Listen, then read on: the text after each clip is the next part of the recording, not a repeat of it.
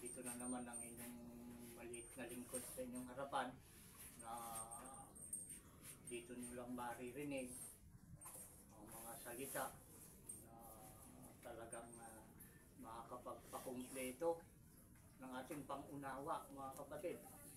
Dahil kagaya nung nakasulat nga dun sa unang ikalawang Korinto ba yun? 8:2. Diba? Ating nababanggit yun, mga kapatid. So, palagi, yan, pupunta tayo sa paunang salita. Ikalawang Korinto ba yun? 8:2. Unang Korinto. Unang Korinto. Balik tayo doon. Unang Korinto 8:2.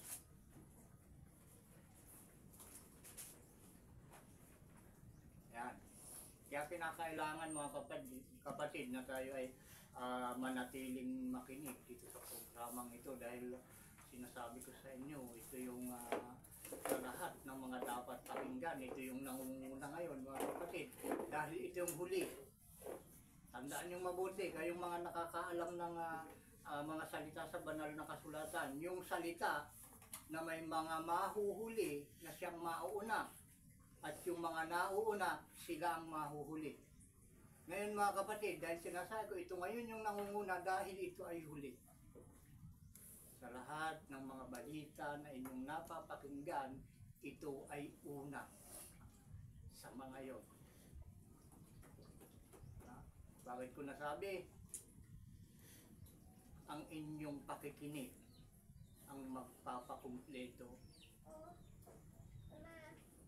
ng mga katanungan sa inyong puso, mga kapatid. Lahat ng mga nakikinig sa programang ito ay napakaraming katanungan. At ang lahat ng iyan ay masasagot kung hindi kayo titigil ng pakikinig sa programang ito, mga kapatid. Dahil kinakailangan ito ng lahat ng tao. Kagaya nung nakasulat nga doon sa unang Korinto 8:2, na palagi natin itong binabanggit, mga kapatid, ang nakasulat dito ating basahin. Kung ang sino man ay nag-aakala na siya'y may nalalamang anuman, ay wala pang nalalaman, gaya ng nararapat niyang maalaman. Sa salitang ito, mga kapatid, dito sa sulat na ito, sakop ang lahat na nag-aakala na sila ay marunong. Lahat ng nag-aakala na sila ay magaling, pakinggan nyo muna ito. Bago kayong mag-akala na kayo ay marunong o magaling, pakinggan nyo muna ito, mga kapatid. Uulitin ko, unang Korinto 8:9, kung ang sino man ay nag-aakala na siya'y may nalalamang anuman, ay wala pang nalalaman, gaya ng nararapat niyang maalaman. Sana naunawaan niyo ito. At sa inyo lahat, mga kapatid, bago tayo magsimula dito sa maliit na programang ito na binigay ng ating Ama, na ito yung pinakamaliit, pero ito yung pinakadakila sa kaharian ng langit. Shalawa. Pagmasdan yung mabuti kung hindi tama ang sinasabi ko, na ito ang pinakamaliit na programa sa ibabaw ng lupa, mga kapatid. Dahil ito ibinaba ng Ama mula sa kanyang luklukan. Sa langit ng mga langit ito nagmula, mga kapatid. At sa inyong lahat na nanonood, ang pinakamahalaga dito gamitin, mga kapatid, yung ating pakikinig, yung ating tainga, ang ating gamitin dito. Yan ang importante dito sa programang ito, mga kapatid, yung ating tainga. Kaya saan man kayo naroroon, anuman ang iyong katayuan sa buhay, mga kapatid, dapat ang inyong ginagawa ngayon, makinig. Anuman ang inyong kulay, anuman ang inyong itsura, basta mayroon kayong pangdinig. Ang biyaya, awa, at kapayapaang mula sa ating Ama, sa pamamagitan ng Espiritu ng kanyang panganay na anak na si Isa na ating Panginoon ng mga Panginoon at ating Hari ng mga Hari, ay sumainyo nawang lahat. Siya nawa at siya nawa. Siya nawa. Ngayon mga kapatid, meron tayong magandang balita na naman. Inuulit ko, ito hindi ko kinatha mga kapatid. Ito'y itinuro sa akin ng aking Panginoong si Isa. Yung kanyang Espiritu ang nagtuturo sa akin. Kung saang sulok ng banal na kasulatan, ito ay dapat kong basahin. Itinuro niya sa akin ito. Iniisa-isa niyang tinuturo sa akin mga kapatid. At ito pilit tinahadlangan ni Satanas. Excuse me. Tingnan mo, mga kalukuhan eh. Kinukontrol ako ng Diablo mga kapatid ko. Ano, andyan kumakati yung lalamunan ko. Gusto kong bumahin pero hindi ayan, nakita niyo naman. Parang babahin ako pero hindi natuloy. Kung ano-anong kinukulikot ng Diablo sa akin. Pero hindi niya ito kayang pigilan eh. Yung Diablo kasi talagang kanya. Siyang hari ng sanglibutan mga kapatid. Kaya sabi ng ating Ama, huwag kayo makipagkaibigan sa sanglibutan. Dahil ang pakipagkaibigan sa sanglibutan ay pakikipag-away sa Diyos. Sino ba ang kaaway ng Diyos, mga kapatid? Si Satanas. Di ba si Satanas o ang Diablo? Bakit itong sanglibutan ay pinagbabawal ng ating Ama na tayo ay makipagkaibigan? Dahil ang sanglibutan, mga kapatid, ay hawak ng Diablo. Kung hindi ganon, hindi nila sana binanggit na huwag tayo makipagkaibigan sa sanglibutan. Diba? Naunawaan nyo, hindi ko sabihin. Kaya yung mga katotohanan na palagi ninyong maririnig dito, pinipilit ng Diablo yan na pigilan. Pero ang Espiritu ng ating Panginoong si Isa ay palaging nandito sa akin. Hindi na ito kayang pigilan mga kapatid. Dahil talo ng ating Panginoong si Isa o Ama, ang Diablo. Kaya ito'y dumidiretso pa rin. Ayan. Kaya may tubig akong maihigit mga kapatid. Dahil pinapakatin ng Diablo yung aking lalamunan para huwag kong masabi yung katotohanan na kinaroroonan ng kaligtasan dahil ang gusto ng ating Ama, maligtas tayo. Ngayon, ang Diablo, ang gusto niya mapahamak tayo. Ang Diablo ang ama ng kamatayan, mga kapatid. Siya nawa. Siya ang ama ng lahat ng gumagawa ng kasalanan. Lahat ng mga pangdaraya, pagsisinungaling, pagnanakaw, pagpatay. Ang mga gumagawa ng ganun, mga kapatid. Mga kasinungalingan. Ang gumagawa ng ganun, anak ng Diablo, mga kapatid. Kampon ng Diablo. Yun ay mga gawain ganun pinagbabawal dito. Mahigpit na pinagbabawal dito. Hindi ka mapakapasok dito, kapatid. Kung may dala-dala kang kasinungalingan. Kung may puso kang mamamatay tao. Kung may puso ka na magnanakaw. Mangdaraya. Kung may ganun kang puso, hindi ka mananatili dito. Dahil ang nananatili lang dito, yung mga sumusunod sa buong kautusan ng ating Ama. Kaya pagbastan nyo mabuti, iilan lang kami dito. Dahil nakasulat, kakunti lang ang maliligtas mga kapatid. Kaya iilan lang kami dito. Kaya ikaw kapatid na nakikinig sa programang ito, tinang mo mabuti kung pwede kang pumasok dito. Kaya ang aking nabanggit, hindi ka mapapasok dito kapag ikaw ay sinungaling, malaya, mamamatay tao. Yung asawa mo iisa sa paningin ng mga tao, pero sa paningin ng Diyos, napakarami. Diba? Nililihim mo sa iyong tunay na asawa, sa lugar may mga kabit ka. May mga ganon. Napakabanal sila sa paningin ng kanilang asawa. Pero sa paningin ng iba, pinagtatawanan yung asawa. Dahil napakaraming kabit. Diba? Kabit doon, kabit dito.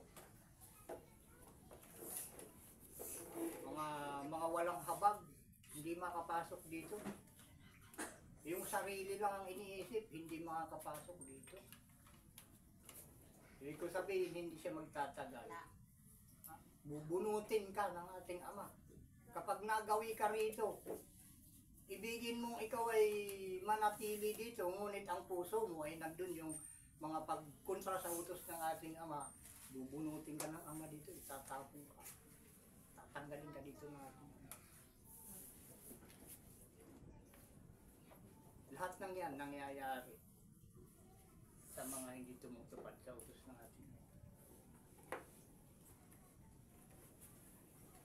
Kaya dito walang makakapagyabang dito, mga kapatid. Huwag mong sabihin magandang lalaki ka, huwag mong sabihin mayaman ka, huwag mong sabihin may pinag-aralan ka. Kapag hindi ka sumusunod sa utos ng ating Ama, hindi ka niya kilala. Siya nawa. Ang pagsunod sa utos ng ating Ama. Ang lahat ng sumusunod lang sa utos niya, ang kilala niya. At lahat ng kilala niya, kinikilala niya at kumikilala sa ating Ama, sila lang ang pinangakuan ng kaligtasan, mga kapatid. Doon lang kumakapit ang kaligtasang pangako ng ating Ama sa mga sumusunod at nakakakilala sa Kanya. Kung narinig mo yung pangako, kasama ka na. Hindi, mga kapatid. Pag tinupad mo ang utos niya, saka lang darating sa'yo yung pangako. Ngayon, mayroon tayong programa ngayon, mga kapatid, at mensahe para sa sanglibutan na naman. Ang pamagat nito, mga kapatid, ay ang makinig na dapat, ang may pakinig na dapat ipangdinig ay makinig. Siguro sa inyo ng mga nakakaalam na ng banal na kasulatan, palagi ninyo ito nababanggit dahil ilang beses itong binanggit sa banal na kasulatan.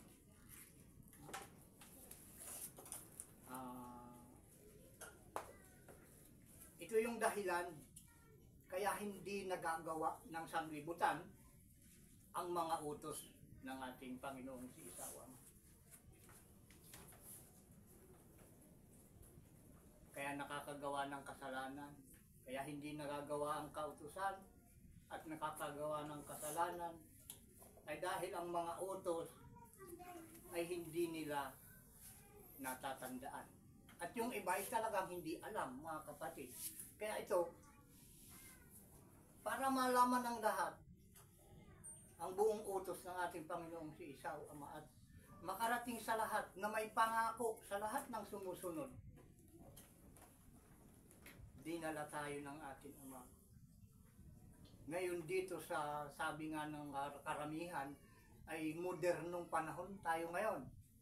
Nabubuhay ang karamihan ngayon sa social media. Diba? Sa YouTube, sa Facebook, at iba-iba ba na matatagpuan lang sa cellphone o sa computer. Yun yung ina ng mga cellphone, computer, mga kapatid. Tama ba yun? Nabanggit ko? Siya nawa. Yun yung ina ng mga cellphone, yung computer. Yan, modernong panahon tayo ngayon at dito nga tayo dinala. Dito sa huling araw ay modern. Anong tawag doon? Sa English yung panahon.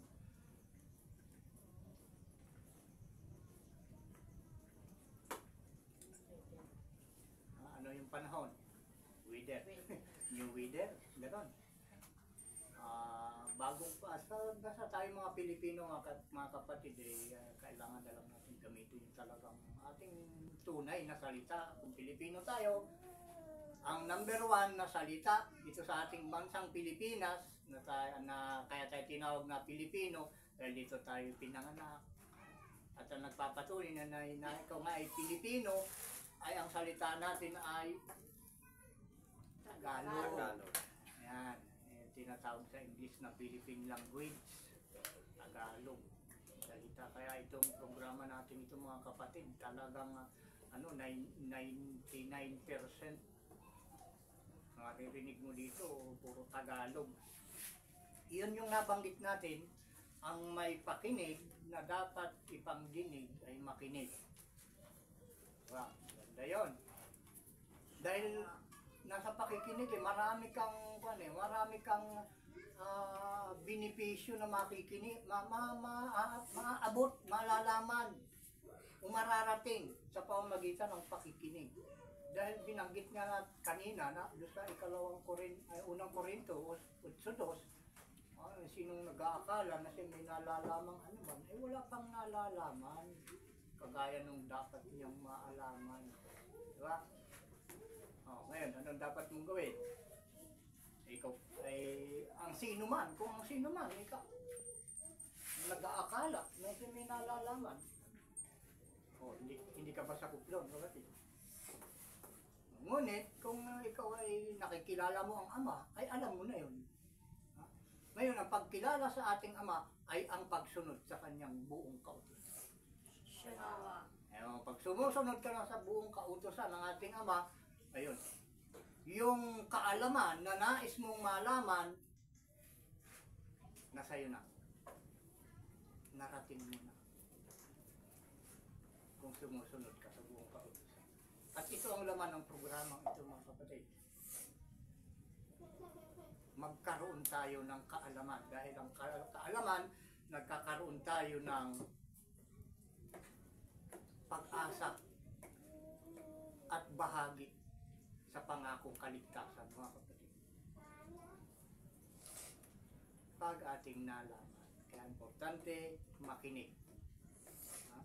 Dahil nga yung kapahamakan ay nangyayari sa mga tao na hindi alam ang kautusan. Diba? Kagaya nung isang halimbawa na lang, yung mga nakukulong, mga kapatid. Dahil may mga kasalanan kasi na hindi sinasadya at may kasalanan naman na sinasadya. Pag napatunayan na yung kasalanan na nangyari sa iyo ay sinadya mo, andun yung pangako ng ating Ama na parusa na walang hanggan. Dahil dalawa ang kasalanan na nagagawa ng tao. Kasalanang may kapatawaran at kasalanang walang hanggan. Yan, walang kapatawaran kasalanan, mga kapatid. Pag nagawa mo yon, yung kasalanang walang hanggan, isipin natin mabuti ang kasalanang walang hanggan. Ngayon, kung ikaw hindi pa nakakaranas ng kaparusahan, ay doon mo mararanasan. Kapag nagawa mo, ginawa mo yung kasalanang walang hanggan. Ang kasalanang walang hanggan, mga kapatid, ay yung hindi nating pagsunod sa kanyang buong kautusan na ito naman na ilang ulit nang nakarating sa atin at sa atin ay pinaliwanag. Dapat sumunod. Yun yung parating nating naririnig. Di baling paminsan-minsan magkasala ka sa batas ng tao dahil ang batas ng tao, mga kapatid, hindi yan sulit. Hindi yan sulit na makapagliligtas sa tao. May ilan-ilan lang yan na makapagliligtas sa iyo. Hindi lahat ng batas ng tao ay makapagliligtas sa tiyak na kapahamakan, mga kapatid. Dahil ang tiyak na kapahamakan, yung talagang sinintro, yung sintro ng kapahamakan, ay yung pag-ulan ng apoy, mga kapatid. Pag-ulan ng apoy, yung pagkatunaw. Pagkatunaw. Dahil matutunaw nga yung sanglibutan. Kung makikita mo, yung papapanood mo yung mga anak mo nasusunog. Diba? Wala kang magawa dahil isa ka rin siya nasusunog eh. Nasusunog ka rin.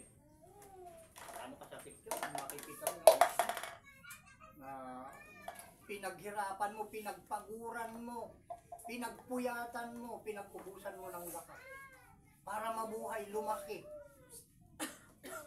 na masunurin.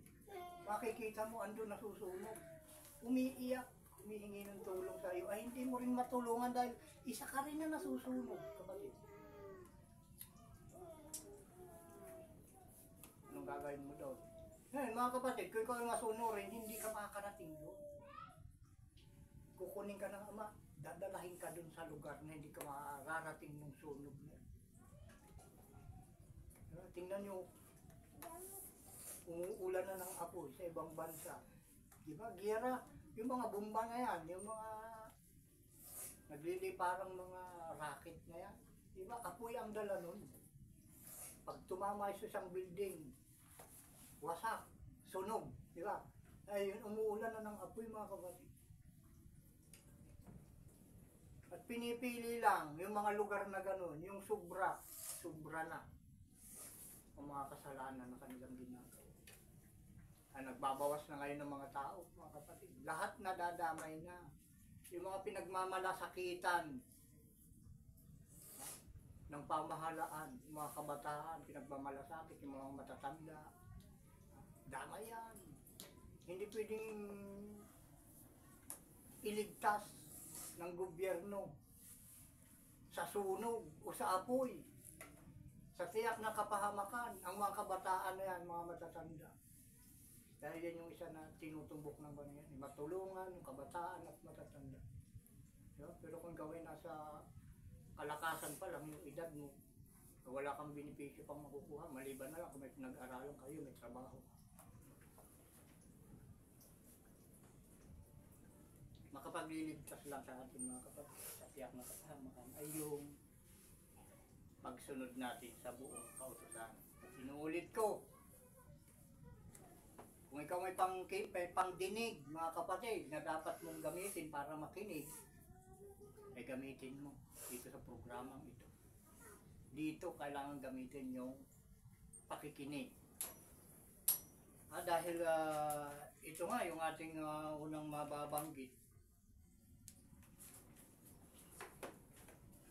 na itong tinatalakay ngayon ay talagang paalala palagi sa atin. Tingnan nyo, basahin natin yung Apokalipsis 2:29 kung ilang ulit itong binabanggit. Tsaka pala mga kapatid, nakakalimutan ko, ngayon ay buwan ng September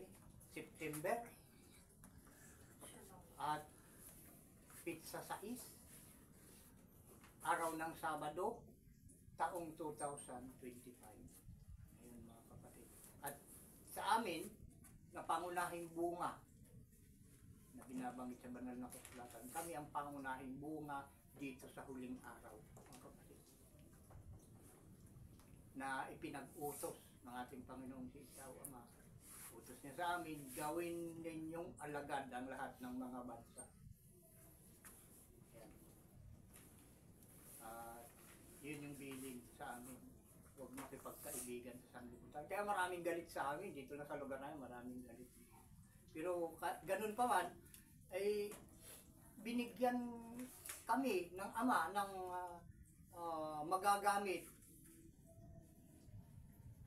sa mga nakapaligid sa amin na kahit pa paano makatulong sa kanila.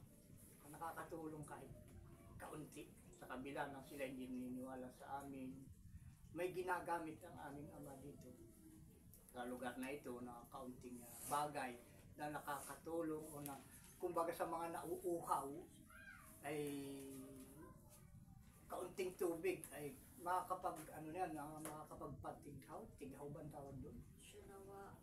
Makakapagpatig-uhaw.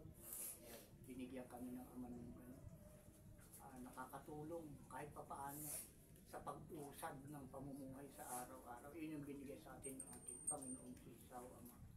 Sa kabila na walang naniniwala sa mga salitang ito na binigay sa akin ng ating Panginoong si Isaw Ama. Nainiwala lang dito yung mga anak ko, may kapatid, Yun, dahil yun yung nakasulat ng pagdating ng anak ng tao dito sa sanglibutan ay kagaya din ng kaarawan ni Noe. Kung ito inyong nabasa na sa banal na kasulatan. Walang pinagkaiba. Ibig sabihin, kung kagaya ng kaarawan ni Noe, yung kaarawan ng anak ng tao, ibig sabihin, yung pamilya lang ang talagang naniniwala. Kaya ito yung nangyayari mga kapatid, kapamilya ko lang ang naniniwala. Dahil para matupad yung kasulatan na yun, yung salitang yun, ang pagdating ng anak ng tao ay kagaya ng kapanahong naniniwi. Pamilya na naniniwala. At ito yung sikat na sikat to, si Noe mga kapatid. Sa buong mundo, sikat na sikat yan. Dahil siya ngayon gumawa ata nung nung barko ata yun, di ba? Arka, yan nila. Na yun yung nagligtas sa kanyang pamilya at sa mga ibang uri ng hayop na inilagay niya doon sa barkong yun. At ang barko ko dito mga kapatid ay yung 10 utos. Yun yung barko na ibinigay sa akin ng ating Panginoong si Isao Ama. Doon ako nakasakay mga kapatid. Andun yung kaligtasan. Lahat ng sasakay sa barkong ito, sino mang maniniwala sa 10 utos na ibinigay sa akin ng ating Panginoong si Isao Ama, maliligtas. Yun yung kaligtasan na ibinigay sa akin. At lahat ng maniniwala sa akin. At ang katotohanan dito mga kapatid, pag kayo ay naniwala sa mga sinasabi ko, hindi kayo sa akin naniwala, kundi sa Ama na nagbigay sa akin ng mga salitang yun. Hindi ito sa akin mga kapatid. Yan ay sa ating Ama. Kaya pag pinuri ninyo ang mga salitang narinig nyo sa akin, pinaniwalaan nyo, ang Ama ang pinaniwalaan nyo dito, at pinuri, hindi ako. Dahil hindi ko ito alam kung hindi niya ito itinuturo sa akin. Walang tao na nagturo sa akin ito mga kapatid. Kaya ito'y natatanging programa dito sa ibabaw ng lupa. Kaya mga kapatid, ito yung pakinig. Importante yung pakikinig. Nakasulat nga dun sa Apokalipsis 2:29 ba ang pagkabanggit natin kanina. Basahin nga natin kung ano yung nakalagay doon mga kapatid. Ayan, kung ating ang natagpuan.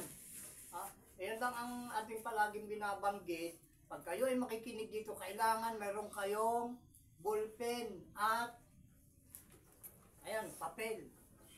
Dapat paglilistahan ng mga talata na ating binabanggit mga kapatid na nagpapatunay na lahat ng naririnig nyo rito ay hindi ko kinatha mga kapatid. Hindi ko pinulot o hiningi kung saan saan. Kundi ito ay pawang nakasulat dito sa banal na kasulatan mga kapatid. Ayan. Tandaan, ang topic natin ay ang pakikinig. Yung Apokalipsis 2:29, ito yung nasabi dito mga kapatid. Ang may pakinig ay makinig sa sinasabi ng Espiritu sa mga iglesia. Yan nyo, huwag kayo mag-stay doon sa dahil ipapaliwanag ko ito. Itong iglesia na ito. Binabanggit ito isang laman. Maraming beses na nabanggit dito. Yung iglesia. Pero ang unang binanggit dito ay ang makinig. Ang may pakinig ay makinig sa sinasabi ng Espiritu sa mga iglesia. Yan, tandaan nyo mabuti mga kapatid, para huwag kayong maligaw. Andun pa rin sa 3:6 ng Apokalipsis pa rin. 3:6. Ito yung ating magkatabi lang pala. Ayan, basahin na naman natin. Ang may pakinig ay makinig sa sinasabi ng Espiritu sa mga iglesia. Diba, binanggit na naman. At andun pa sa 3:13 ng Apokalipsis. Yan nyo, pansinin natin. Ang may pakinig ay makinig sa sinasabi ng Espiritu sa mga iglesia. Diba? At doon na naman sa 22, tingnan natin kung ano naman yung 22. 3:22 pa rin ng Apokalipsis. Ang may pakinig ay makinig sa sinasabi ng Espiritu sa mga iglesia. Bakit puro iglesia ang binabanggit mga kapatid? Di ba? Ngayon, ito kasi ang pinangakuan mga kapatid. Kaya iglesia yung nababanggit.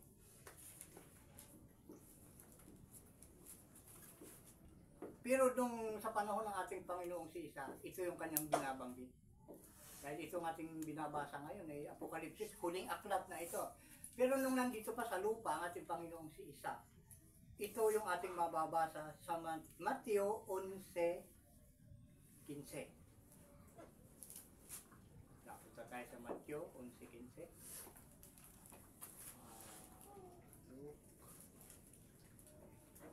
Matthew 11:15. Unahan tayo, makakita.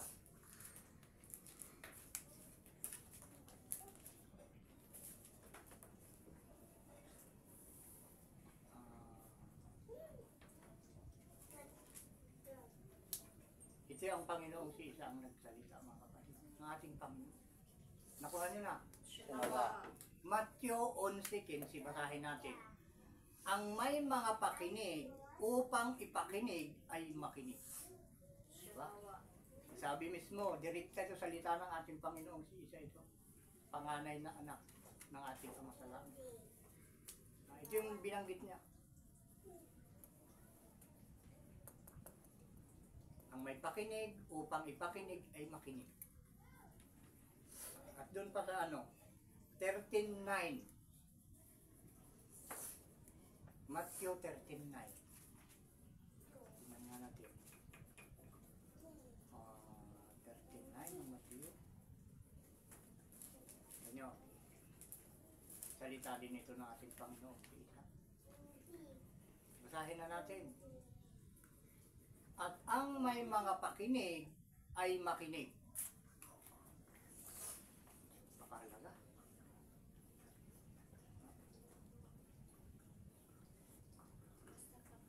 Problema yan, paano kung ikaw ay pinanganak na bingi? Di ba? Hindi ka nasakop ng utos, mga kapatid. Alam niyo, yung mga taong pinanganak na walang pakinig, nagbabase lang yan sa kung ano ang ginagawa ng mga may pakinig. Kung ano yung nakikita nila na ginagawa natin na may mga tainga, iyon na lang ang sinusundan nila. Kaya tayong may tainga na dapat gamitin sa pakikinig, yun ay sa pakikinig ng mga salita ng ating Panginoong si Isa. Doon natin unang gamitin yung ating pakikinig. Dahil sa mga salita ng ating Panginoong si Isa o Ama, marami tayong benepisyong makukuha. Biyaya, awa, kapayapaan, at buhay na walang hanggan ng Diyos. Kailangan lang natin sampalatayanan na yun ang ating tungkulin na dapat nating gampanan, yung makinig at sumunod sa kanyang mga utos. Ngayon, nabanggit na dito sa Apokalipsis, yung unang nabanggit, ay makinig sa Espiritu na binabanggit sa mga iglesia. Diba? Yun yung unang nabanggit. Bakit iglesia ang tinutumbok doon sa Apokalipsis? Bakit yung mga iglesia lamang ang pangunahin na inuutusan na dapat makinig?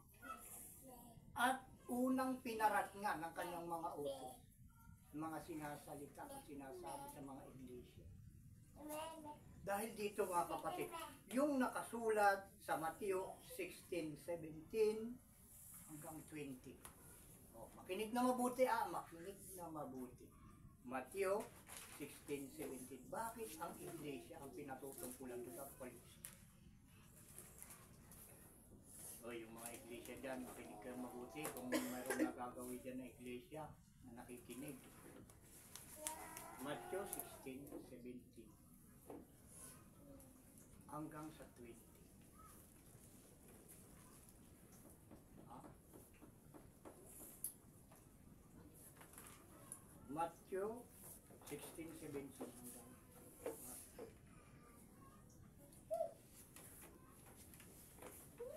basahin na natin. At sumagot si isa at sa kanya sinabi, mapalad ka Simon Bar-Jonas, sapagkat hindi ipinahayag sa iyo ito ng laman at ng dugo, kundi ng aking Ama na nasa langit. At sinasabi ko naman sa iyo na ikaw Pedro, at sa ibabaw ng batong ito ay itatayo ko ang aking iglesia, at ang mga pintuan ng Hades ay hindi magsisipanaiglaban sa kaniya. At ibibigay ko sa iyo, hanggang saan ba to? Hanggang 20.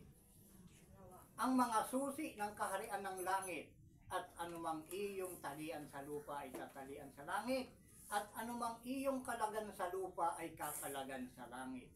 At nang magkagayoy, ipinagbili niya sa mga alagad na huwag sabihin kanino man na siya ang Kristo. Sino ang nagsalitang ito, mga kapatid? Ang ating Panginoong si Jesus. Sabi niya sa kanyang mga inutusan, dito sa 20, nang magkagayoy ipinagbiling niya sa mga alagad na huwag sabihin kanino man na siya ang Kristo. Yun yung pinilinan niya sa kanyang mga alagad. Kaya kami mga kapatid, alagad ng ating Panginoong si Isa o Ama, ay hindi namin ipinangangaral dito ang salitang Kristo. Dahil yan ang bilin sa kanyang tunay. Ngayon, dako tayo dun sa doon sa binabanggit sa Apokalipsis, na bakit iglesia ang pinagsasabihan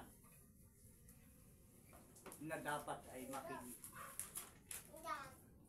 Dahil dito sa nabanggit dito sa Matthew 16:18. Balikan natin mga kapatid. At sinasabi ko naman sa iyo na ikaw Pedro, at sa ibabaw ng batong ito ay itatayo ko ang aking iglesia. Itatayo, mga kapatid. Tandaan natin mabuti. Itatayo ko. Pag sinabing itatayo niya,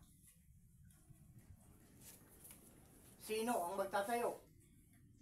Ang Panginoon si Isa. Kita nyo pag sinabi nung magtatayo na siya ang magtatayo, siya mismo. Nanawaan nyo mga kapatid. Siya nawa. Sabi ng ating Panginoon kay Pedro. Napakalinaw ang sinabi niya. Doon sa Matthew 16:18. At sinasabi ko naman sa iyo na ikaw Pedro. Na ikaw ay Pedro at sa ibabaw ng batong ito ay itatayo ko ang aking iglesia. Wala siyang binanggit na kahit ang tao dito. Basta sinabi niya siyang magtatayo ng iglesia ngayon, mga kapatid. Ngayon para malinaw, direktahan na tayo mga kapatid. Sinasabi ko sa inyo mga kapatid, itong relihiyon na ito na inyong pinapakinggan ngayon, hindi ako ang nagtayo. Kaya hindi ako ang founder dito. Ang nagtayo dito ay ang ating Panginoon na si Isa. Siya ang pastor dito, siya yung pangulong pastor dito. Ako lang ang ginagamit niya, mga kapatid. Yung bibig ko lang ang ginagamit niya. Inuulit ko, hindi ako ang founder dito. Ito yung tunay na iglesia, mga kapatid, na itinayo ng ating Panginoong si Isa o Ama. Ibig kasi sabihin ng iglesia, yun yung sumusunod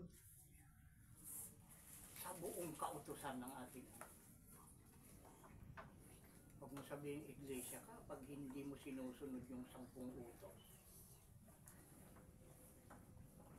Aking iglesia, tinatanong. Itatayo ko ang aking iglesia. Ibig sabihin, siya ang ating paniwalaan. Ngayon, kung ikaw ay itinayo niya, iglesia ka na itinayo niya, kailangan alam mo ito, yung sinasabi doon sa 20, nang magkagayoy pinagbili niya sa mga alagad na huwag sabihin kanino man na siya ang Kristo. Ngayon, kung ikaw ay kanyang iglesia, na itinayo na niya ng ating Panginoon, alam mo ang salitang ito, huwag mo sasabihin kanino man na ang ating Panginoon ay Kristo. Siya nawa. Naunawaan niyo mga kapatid. Dahil yun yung bilin niya eh. Bilin niya ito sa kanyang mga alagad, sa kanyang mga sarili, sa kanyang mga tao. Ngayon, pag sinasabi mo na ikaw ay iglesia ngayon, ipinangangalandakan mo sa buong mundo, buong sanglibutan, na ikaw ay iglesia. Ang problema ay Kristo. Diba? Wala naman sinabi dito ang ating Panginoong Isa. Na sinabi niya, itatayo ko ang aking iglesia. Itatayo ko ang iglesia ni Kristo. Wala siyang sinabi. Sabi ng ating Panginoon, itatayo ko ang aking iglesia. Pero dito sa huli, ay huwag niyong sasabihin kanino man ako Kristo. Ano ang pangalan ng ating Panginoon ngayon dito sa huling araw? Isa. Si Isa. Pinagbawal nga niya, huwag sabihin kanino man na siya ang Kristo eh. Ngayon, ano pangalan ng iglesia ngayon? Mga kapatid. Ipinagbawal niya na huwag siyang tawagin, huwag sabihin kanino man na siya ay Kristo. Sana naunawaan niyo. Ibig ko sabihin mga kapatid, ang tunay na iglesia ng ating Panginoong si Isa ay hindi Kristo. Kahit dun sa kahit yung mga nabanggit natin kanina, doon sa Apokalipsis, ating balikan mga kapatid. Sa 2:29, Apokalipsis 2:29, may nabanggit ba doon na iglesia ni Kristo? Kita nyo, 2:29, ang may pakinig ay makinig sa sinasabi ng Espiritu sa mga iglesia. Di ba? Wala namang nakalagay doon na iglesia ni Kristo. Pinagbawal nga na sabihin kanino man na siya ay Kristo. Pero ngayon lang lumabas ito mga kapatid.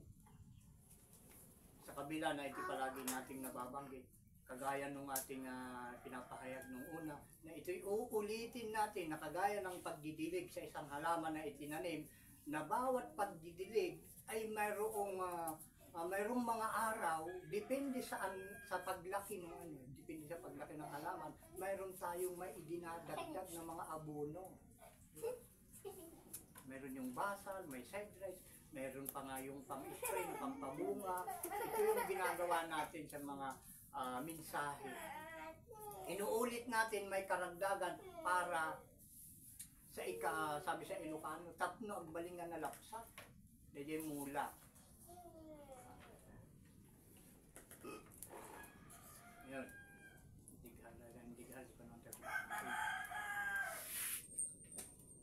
At ito kinakailangan talaga na malaman ng lahat. Kagaya ng binabanggit ko mga kapatid, yung pakinig, gamitin natin mabuti. Yan, natapos natin hanggang 20. Ngayon, ang isa pa natin tutukan dito mga kapatid, dito sa utso na to, marami itong paliwanag mga kapatid, yung binabanggit dito. At sinasabi ko naman sa iyo na ikaw Pedro, at sa ibabaw ng batong ito, itatayo ko ang aking iglesia. Ngayon, itatayo niya,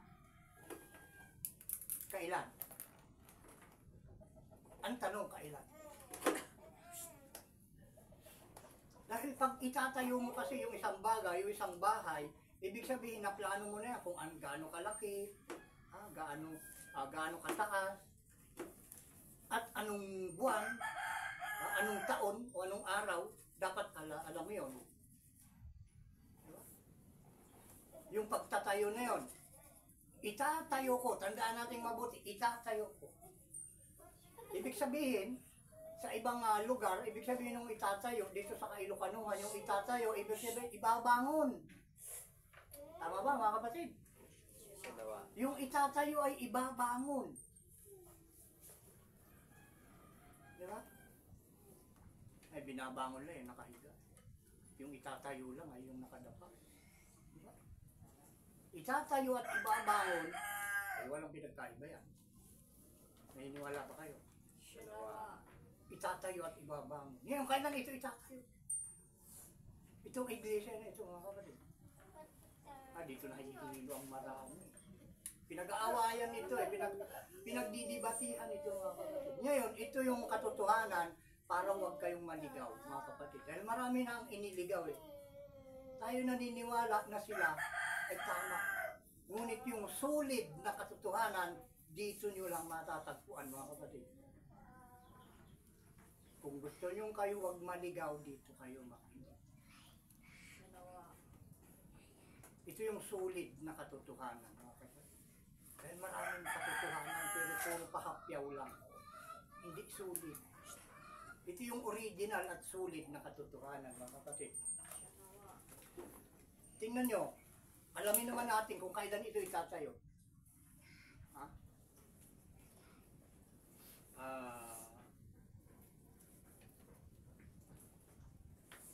Tingnan nyo doon sa kan. Dumako tayo doon sa ano. Marcos 14:50 yun. Abanti tayo mga kapatid. Abanti ba yun? Marcos? Tama, abanti. Yun. Marcos 14:58. Tingnan natin. Kung kailan itatayo yun. 14.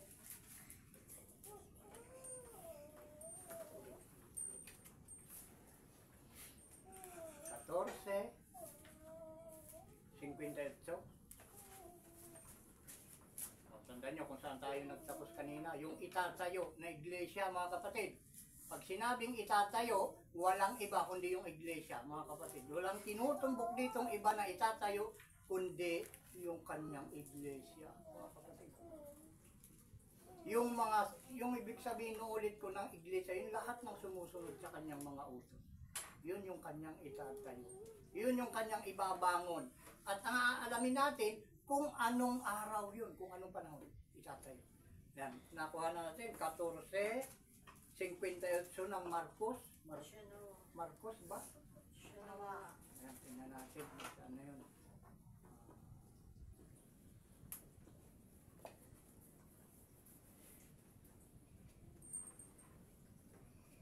Makinig kayong mabuti mga kapatid. At sinasabi ko sa inyo ito higit sa lahat ng turo. Lahat ng aral, ito'y angat mga kapatid. Nasa ibabaw ito ng lahat ng mga turo mga kapatid. Sinawa. Pakinggan yung mabuti. Kung kailan itatayo. Basahin natin, Marcos 14:58. Narinig namin ang sinabi niya, aking igigiba ang templong ito na nagawa ng mga kamay, at sa loob ng 3 araw ay itatayo ko ang ibang hindi gawa ng mga kamay. Kailan tatayo mga kapatid? 3 araw. Yun, sa loob ng 3 araw. Tingnan, itatayo ko ang ibang hindi gawa ng mga kamay. Kita nyo mga kapatid, sa 3 araw, sa loob ng 3 araw. Sakop na ng 3 araw. Pagkatapos ng 2 araw, mga kapatid, sa loob ng 3 araw di labas na yun ng 2 araw. Lampas na yun ng 2 araw. Naunawaan nyo mga kapatid. Sinawa. Lampas na ng 2 araw yun. Sa loob ng 3 araw. Nakalagay, sa loob ng 3 araw ay itatayo ko ang ibang hindi gawa ng mga kamay. Tignan nyo, sabihin nyo, yun yung templo na pinapasukan. Ang tunay na templo kasi mga kapatid ay ang ating katawan, ang templo na tunay. Templo ng Espiritu Santo. Tahanan ng mautos ng ating anak. Yung ating katawan. Kaya kailangan malinis. Yun yung tunay na templo, ang ating katawan. Ang tunay na templo ng Espiritu Santo. Dito tumitira sa atin yung mga salita ng ating Panginoong si Isaiah. Yun yung tunay na templo mga kapatid. Ay ang tinatahanan ng Espiritu Santo. At ang Espiritu Santo ay ang mga salita ng ating Panginoong si Isaiah. Ito yung kanyang itatayo sa loob ng 3 araw na nakasulat sa Marcos 14:58. Tandaan mga kapatid, tandaan mabuti, sa 3 araw. Ha? At andito pa nga kay Oseas 6:2. Ito nyo, hanapin natin si Oseas. Bihira natin mabasa ito. Oseas 6:2.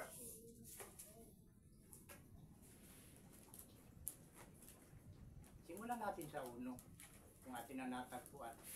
Ano na mga kapatid, mahinyo. Saan ko muna natin local na electric fan. Ayan, parang umingay, di ba? Umingay. Ayan, bali, narinig po niyo pa naman ata. Ayun, yung isa pang patunay, andun sa Oseas 6:2. 1:2. O, natandaan nyo mabuti. Kung kailan itatayo. Ayan, basahin natin na Oseas 6:2 kung inyo nang nakuha. Magsiparito kayo at tayo'y manumbalik sa Panginoon, sapagkat siya'y lumapa at pagagalingin niya tayo. Siya'y nanakit at kaniyang tatapalan tayo. Number 2, mga kapatid. Ha? Number 2. Pagkatapos ng 2 araw, ay muling bubuhayin niya tayo. Sa 3 araw, ay ibabangon niya tayo, at tayo'y mga bubuhay sa harap niya. Ibabangon pala tayo. Kanya tayong itatayo. Pag ibabangon, ibig sabihin itatayo. Yan, naunawaan. At yun ay sa 3 araw. Nabanggit dito. Pagkatapos ng 2 araw ay muling bubuhayin niya tayo. Sa 3 araw ay ibabangon niya tayo. Diba mga kapatid? Sa 3 araw, ibabangon niya tayo. Ngayon, bilisan natin. Nahabol tayo ng oras. Ano yung 3 araw? Yun yung tanong. Ano yung 3 araw, mga kapatid? Punta tayo sa 2 Pedro 3:8-9. 2 Pedro 3:8-9.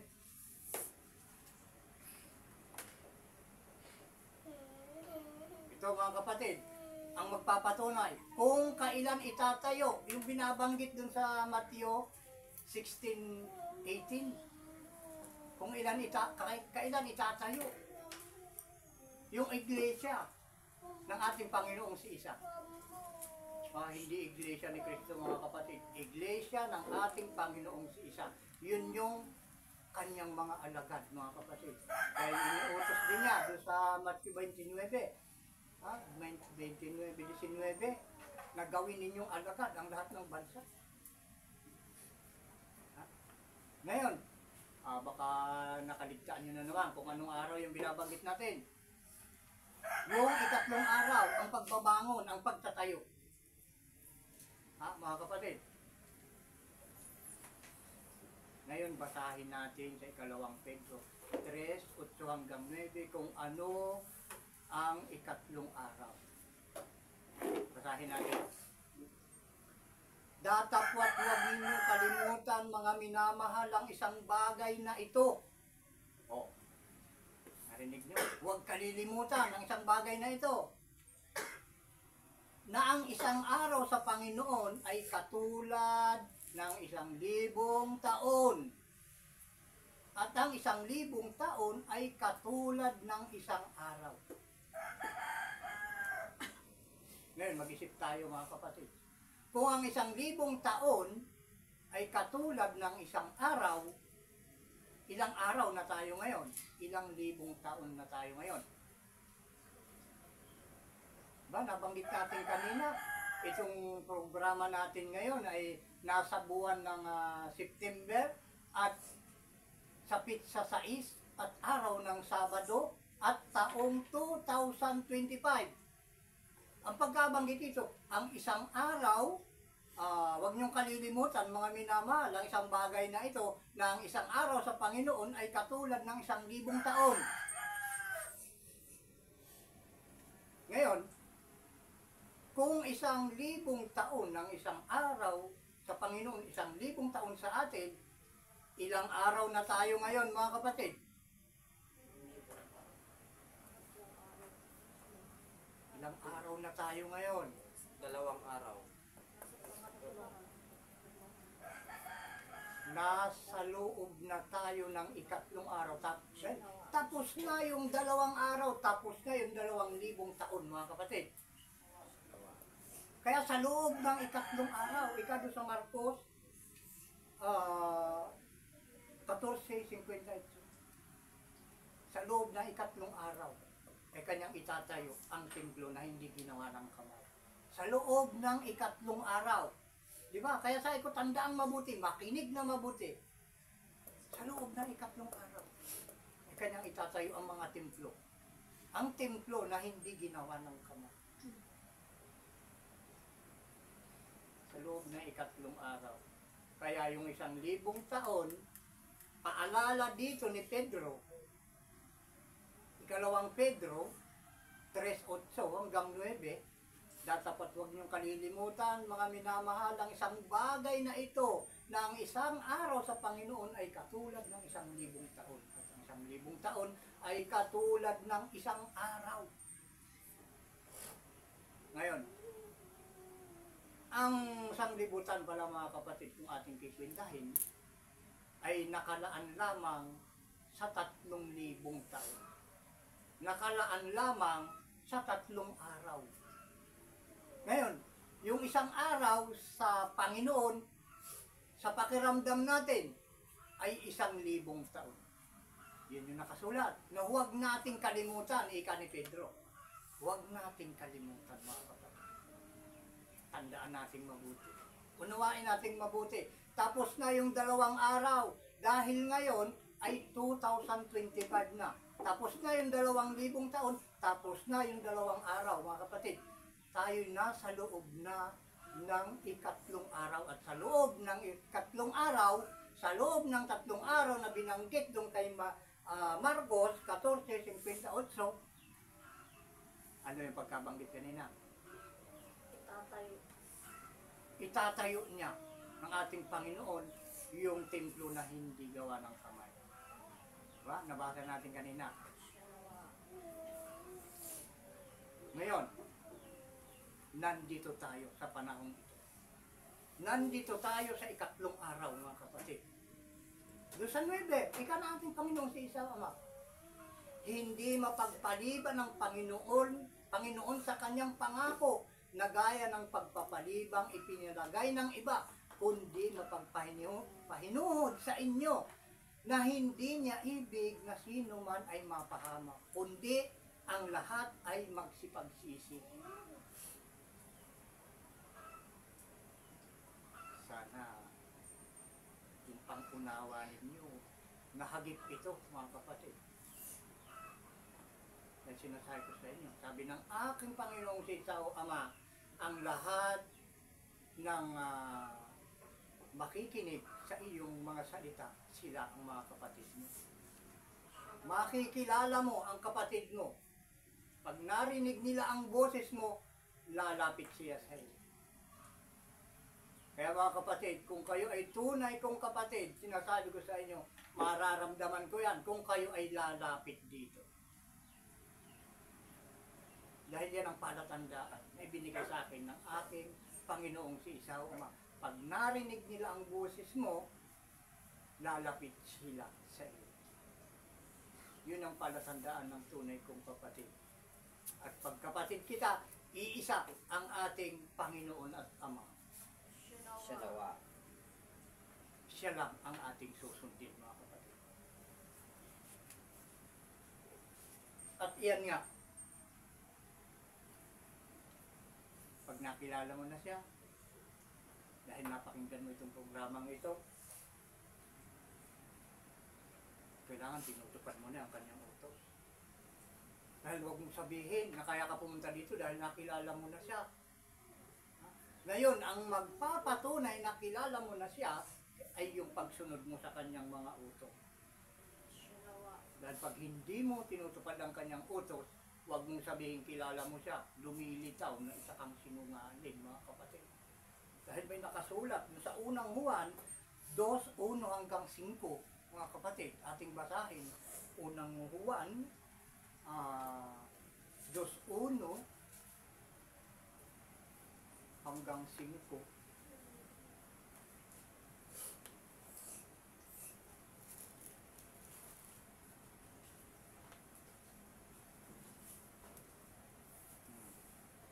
Uno hanggang 5. Meron tayong babanggitin dito, mga kapatid. Ito yung magpapatunay na tayo ay magkakapatid, mga kapatid. Unang Juan 2:1 hanggang 5. Basahin na natin kung inyo nang natagpuan. Ayan. Makinig na mabuti. Mumunti kong mga anak, ang mga bagay na ito ay sinulat ko sa inyo upang kayo'y huwag magkasala. At kung ang sino man ay magkasala, ay may tagapamagitan tayo sa Ama, si Isa ang matuwid. At siya ang pangpalubag loob sa ating mga kasalanan. At hindi lamang sa ating mga kasalanan, kundi sa buong sanglibutan din naman. At sa ganito'y nalalaman natin na siya'y ating nakikilala kung tinutupad natin ang kanyang mga utos. Ayan, yung pagpapatunay. Nakikilala lamang natin siya kung tinutupad natin ang kanyang mga utos, mga kapatid. Huwag mong sabihin na kilala mo ang Diyos, kilala mo ang Ama, kung hindi mo naman tinutupad yung kanyang mga utos. Tuloy natin. Ang nagsasabing nakikilala ko siya at hindi tumutupad ng kanyang mga utos ay sinungaling. Ayan. At ang katotohanan ay wala sa kanya. Datapwat, ang sino mang tumutupad ng kanyang salita, tunay na sa kanya ay naging sakdal ang pag-ibig ng Diyos. Dahil dito'y nalalaman nating tayo'y sa kanya. Yun, magiging sakdal.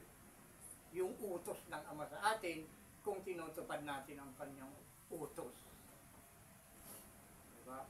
Kaya inuulit ko, huwag mong sabihin na kilala mo ang Diyos. Kung hindi mo tinutupad ang kanyang utos, lumalabas kang sinungaling, mga kapatid. Ayaw ng Ama ng sinungaling.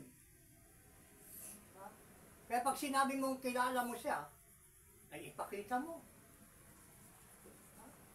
Ipakita mo sa pinagsasabihan mo na kilala mo ang Diyos sa pamamagitan ng pagtupad mo ng kanyang mga utos, mga kapatid. Dahil pag hindi mo na ipakita na ginagawa mo yung kanyang utos, pag hindi mo na ipakita, lumalabas. Nandito sa kasulatan, mga kapatid, dito sa 4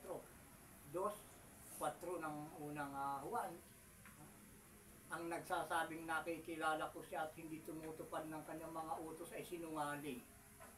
Di ba? At ang katotohanan ay wala sa kanya. Ayun. Maraming pandan. Maraming relihiyon dyan. Nasabi na, kilala nila ang Diyos. Sila daw ay huling sugo natin. Pero hindi naman tinutupad yung 10 utos. Anong tawag doon, mga kapatid? Sinungaling. Kita niyo, mga kapatid, napakalinaw, banal na kasulatan magsasabi. Pag sinabi mo kilala mo ang Diyos at hindi mo tinutupad ang kanyang utos, napakalinaw, ang banal na kasulatan din na nagsabi na sinungaling yung ganon. Ha? Dahil yun nga, utos ng ating Panginoong si Isao Ama doon sa Exodo 23:7. Ha? Doon naman tayo sa pasimulang aral. Exodo, tanda natin yung yung nabanggit kanina. Ang huling salita, sinungaling. Exodo 23:7. Nakuha nyo na.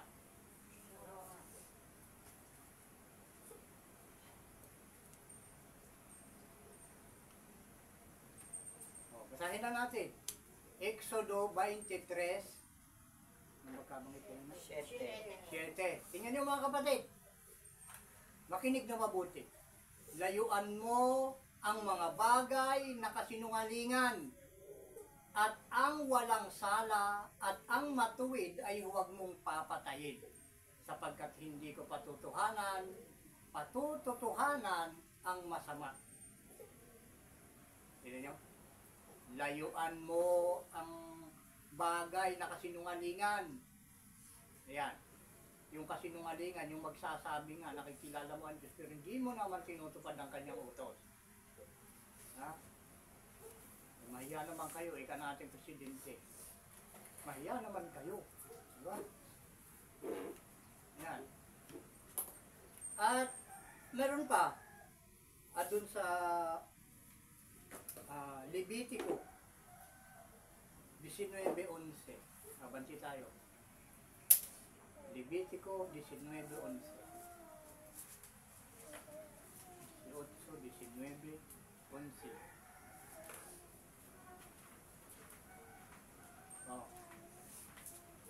Utos ito mga kapatid eh. Kuha na natin. Levitico 19:11.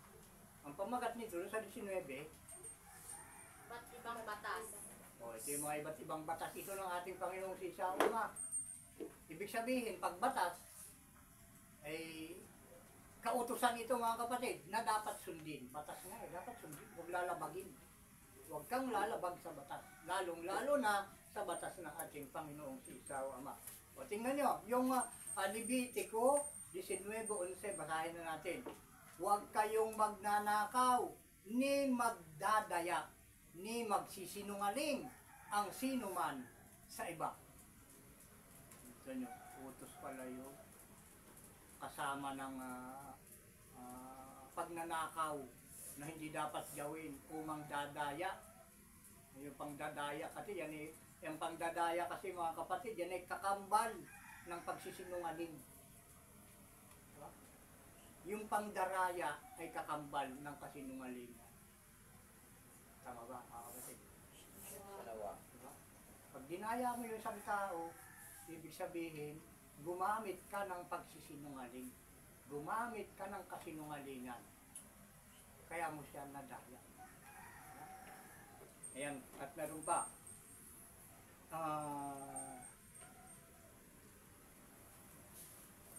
May mga utos pa dito mga kapatid.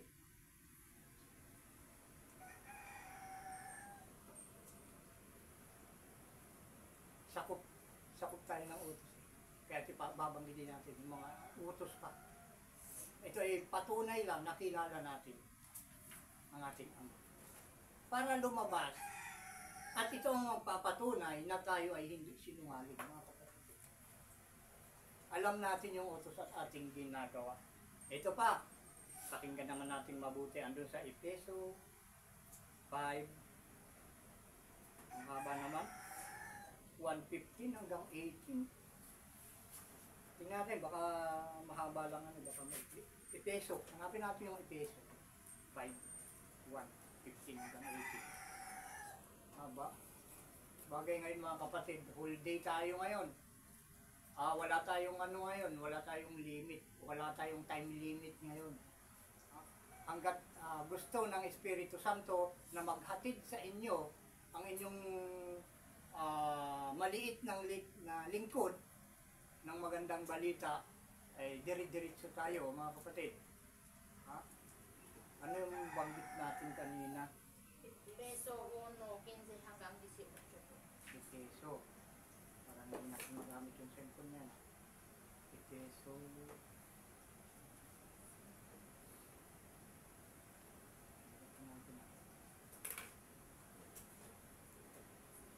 Timoteo, Thessalonica, ayun. Pagkatapos ng Galacia. Efeso 5, 1 hanggang 15.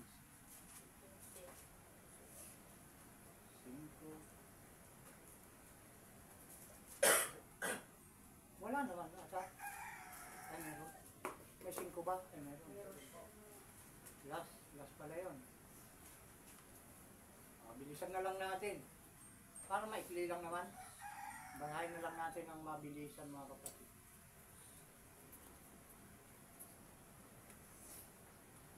Yan, maikli lang kung ating susukatin.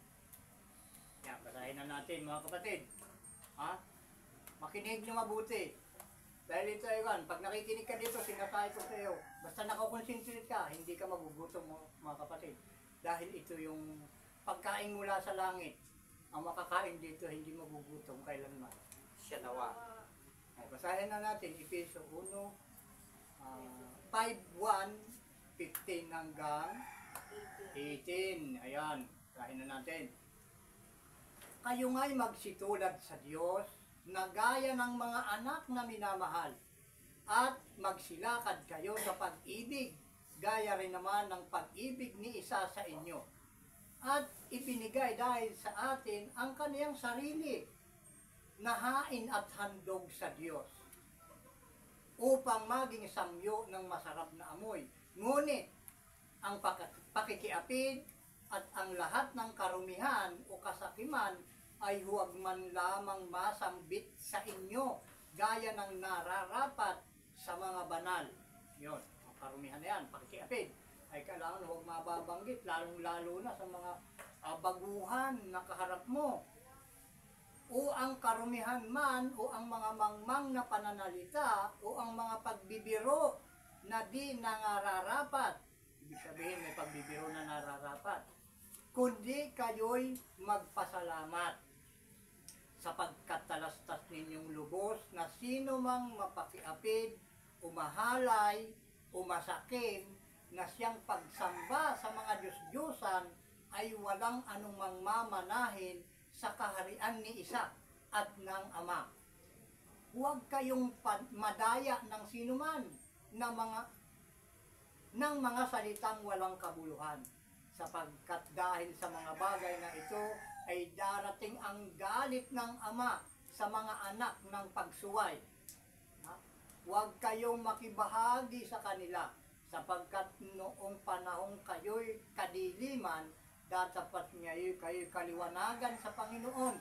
Magsilakad kayong gaya ng mga anak ng kaliwanagan, sapagkat ang bunga ng kaliwanagan ay nabubuo ng kabutihan at katuwiran at katotohanan.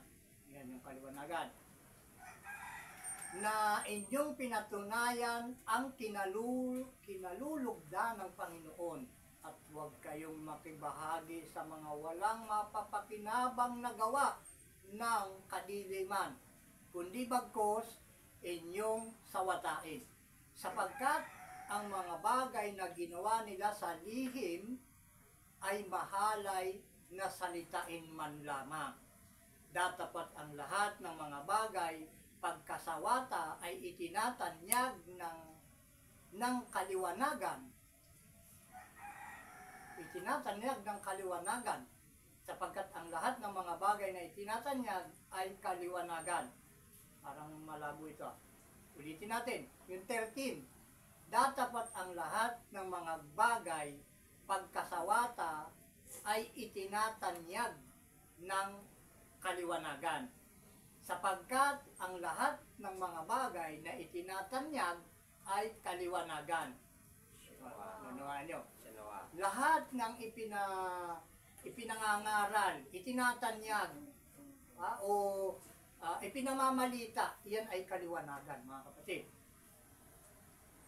Kaya't sinasabi niya, gumising kang natutulog at magbangon ka sa gitna ng mga patay at diliwanagan ka ni isa. Ingat nga kayong lubos kung paano kayo lumakad. Huwag gaya ng mga mangmang, kundi gaya ng marurunong. Na inyong samantalahin ang panahon, sapagkat ang mga araw ay masasama. Ano? 17 at 18. Kaya huwag kayong maging mga mangmang, kundi unawain ninyo kung ano ang kalooban ng Panginoon. At huwag kayong magsipaglasing ng alak na kinaroroonan ng kaguluhan, kundi kayo'y mga puspos ng Espiritu. Salawa. Kita nyo, yung alak pala, kinaroroonan ng kaguluhan. Kaya pala pinatanggal na sa akin ng Ama yung pag-iinom. Diba? Dahil ayaw ng Ama na masasangkot ang kanyang lingkod sa kaguluhan na kinaroroonan ng alak. Diba? Ba't dito tayo nahinto? Hanggang 17 lang pala yung nakalagay. 18 po. Ay, 18, no? 18 yung last. Huwag kayong magsipaglasing ng alak na kinaroroonan ng kaguluhan, kundi kayo'y mga puspos ng Espiritu. Ngayon, ano yung Espiritu? Ha? Alam mo na ba ng lahat kung ano yung Espiritu? Ha? Mga salita. Yan. Mapuno tayo ng Espiritu, huwag yung alak. Dahil napakarami nang napahamak sa alak. Meron yung mga bata pa sa akin na nangangamatay ng dahil sa alak. Maraming kadahilanan at kapahamakan ang inihahatid ng alak. Bakit ganon? Dahil nakasulat. Na? Huwag magsipaglasing. Di ba? Nakasulat. Hindi ako nagsabi nito. Ang banal na kasulatan. Di ba? Ito ba ay salita ko? Di ba? Yan ay turo sa atin ng ating Ama. Para huwag tayong maligaw. Kaya nga sabi niya, huwag kayong madaya ng sinuman. Di ba? Ay pag sinabi sa atin, ando sa 6, balikan natin yung 6, 5, 6, huwag kayong madaya ng sinuman ng mga salitang walang kabuluhan. Ngayon, pag tayo nagpaalipin sa kung kanino, ay tayo nadadaya. Iisa lang ang ipahintulot natin, pahintulutan natin na maghari sa atin. Iisa lang ang dapat natin pagpaalipinan. Iisa lang tayo dapat paalipin, mga kapatid. Sa mga salita lamang ng ating Panginoong Jesus. Doon lang tayo paalipin. Huwag tayong paalipin kung kani-kaninong tao. Yung iba ay maraming umaalipin sa kanila eh. Yung iba ay alipin ng marites. Di ba? Nilipat sa kapitbahay, kaaga-aga. Ang pagkaalam lang ng kapitbahay, makikikape. Diba? Sa ating mga Pilipino, masaya tayo kapag yung ating nagiging bisita, ating napapakape. Diba? Pero ang sadya nun, yung makimarites lang. Diba? Habang nagkakape, tuloy istorya. Diba? Tapos pag nakakape na, natapos na yung istorya, lipat na naman doon sa kabila. Diba? Yun yung mga alipin ng marites. Alipin ni marites yun, mga kapatid. At meron din namang alipin ng salapi. Nagnanakaw para magkapera kahit napakayaman na. Yun yung daya ng kwarta. Dinadaya. Meron yung alipin na lang ng puro kasayahan. Kumita lang ng kahit 500 o 1,000 sa loob ng isang araw. Ay, hanggat hindi ubos yun, magsasaya. Diba? Ang palaging busog, tindahan. Diba? Kung bibili ng kung ano-ano, mga nakalalasin, mga bagay na hindi dapat. Yun yung doon sila nagpapaalipin. Pag inalipin ka kasi ng mga bagay na ginagawa mo kung yung ginagawa mo kasi sa araw-araw, yun yung umaalipin sa'yo eh. katulad yung sinasabi ko. Tama ba yung binabanggit ko? Kung ano yung ginagawa mo at sinusunod mo sa araw-araw, yun yung umaalipin sa'yo. Sa luwa. Kagaya ng magnanakaw. Aba ay, alipin ka ng pagnanakaw. Kagaya ng mga nagdodroga, araw-araw, kahit alam nilang bawal. Ay alipin na sila ng droga eh. Diba? Ganon yun. O, kagaya nung ano, pangdadaya. Alipin na sila ng pangdadaya. Kagaya din yan ng pag-iinom. Araw-araw mong ginagawa, alipin ka na rin ng alak. Diba? At yun lang ang problema, pag naging alipin ka ng alak, palagi kang lasing, ayun. Ang sabi dito, kinaroroonan ng kaguluhan. Ay, ayoko ng kaguluhan eh. Kung sinalis ako ng ating ama doon. Ito ay, ang mga salitang ito ay salita ng may pagmamalasakit. Ayaw ng ating ama, ika na kanina nga, ay tayo'y mapahamak. Ang gusto niya lahat ay magsisi para maligtas. Hindi, ang mga salitang ito, hindi ito hadlang, hindi ito humahadlang sa ating kaligayahan o anuman na ating kasiyahan. Ang hinahadlangan nito ay ang dulo ng ginagawa nating pagsuway sa kanyang mga utos ay yung kapahamakan. Dahil ang kapahamakan nasa pagsuway. Pagkatapos mong sumuway, nandun yung kapahamakan. Saan ka nakakita? Nang lumabag sa utos na ang tinamo ay biyaya. Magturo tayo kung sino yung ano dyan. Tingnan nyo, yung mga kaganapan ngayon sa sanglibutan. Yan, maraming dayaan. Mga alipin ng pera, napaka-bilyonaryo. Anong katayuan nila ngayon, mga kapatid. Ay, pinagbababato yung mga ano nila. Ayun. Brown out, mga kapatid. Yung nanonood ngayon sa live, pasensya na. Ito yung problema natin ngayon eh.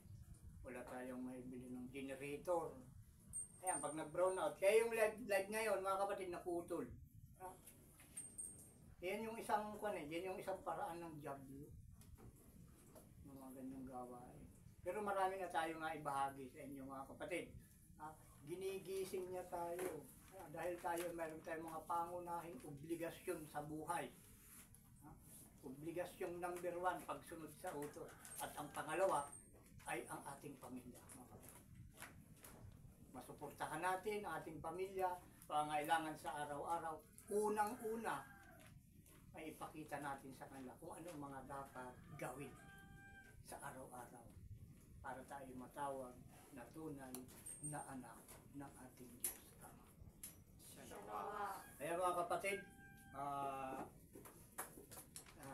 dahil nag-run out na rin lang, pasamantala muli tayo maghihiwa-hiwalay at sa ganito ring araw at oras, mga kapatid, araw ng Sabado, magsimula sa oras ng alas 9. Muli tayo magkikita-kita sa mga ganung panahon, mga kapatid. Ito'y walang sawa, hanggat ang sanglibutan ay hindi pa nasusunog, nandito pa rin tayo.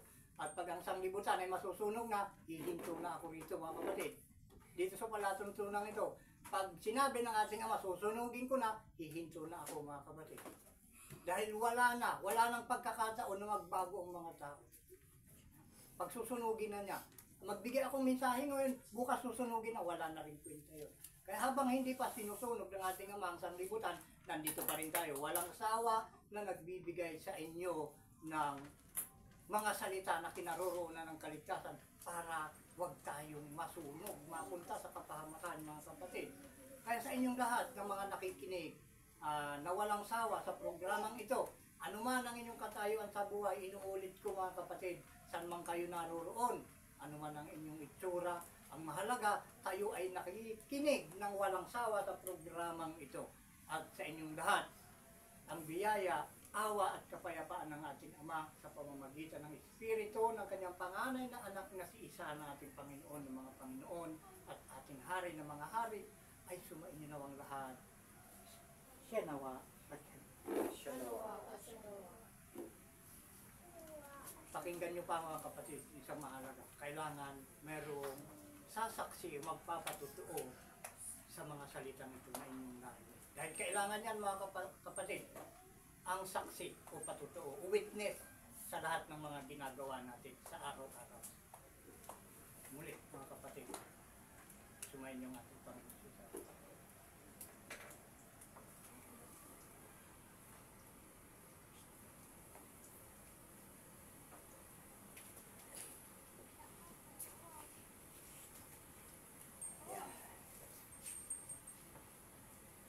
Taas natin ating kanang kamay. Sabay tayo magpapatotoo. Ang Magpawalang halaga sa kautusan ni Moises, sa katotoo ng dalawa o tatlong saksi, ay mamamatay ng walang hawa. Kaya kami po ay nagpapatotoo at sumasaksi na ang mga salita na inyong narinig na mula sa bibig ng sinuno ng Ama sa pamamagitan ng Espiritu ng kanyang panganay na anak, ang ating Panginoong Isa, ay pawang tapat at totoo, na natatanging gawain at nagpapin tungo sa pagbabalik loob sa Ama at pagbabagong lahi, na ayon sa kalooban at buong kautusan ng Ama sa langit. Ang pinagkakatiwalaan at ang sinulong ng Panginoong Isa sa gawain at sa mga pagkakaisa nito ay ang anak ng tao na propetang gaya ni Moises, na ito ang dapat pakinggan ng lahat ng mga tao, sapagkat ayon sa aklat ng mga gawa 3:22-23, tunay na sinabi ni Moises, ang Panginoong Isa o Ama ay magtitindi sa inyo ng isang propetang gaya ko mula sa gitna ng inyong mga kapatid. Siya ang inyong pakinggan sa lahat ng mga bagay na sa inyo isasalitain niya. At nangyayari na ang bawat kaluluwa na hindi makinig sa propetang yaon ay pupuksain lubos sa gitna ng bayan. Siya nawa at siya nawa. Siya nawa. At tayo magbatian na ng pagbati mula sa Ama ng Kapayapaan at Katiwasayan.